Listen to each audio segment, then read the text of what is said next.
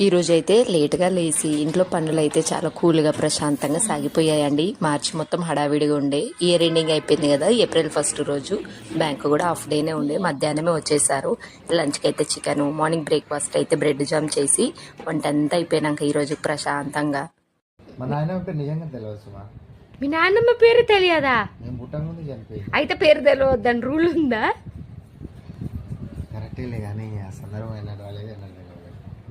నాన్నమ్మ పేరు తెలియకుండా ఇప్పటి వరకు ఎవరైనా మీలో ఉంటే కామెంట్ బాక్స్ లో షేర్ చేయండి.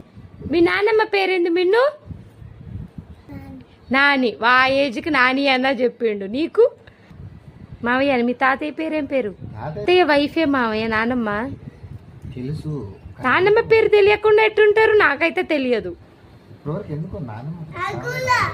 నీకు కూడా తెలియదా? నువ్వేం తింటున్నావు? డాబర్ చ్యవన్ప్రాష్.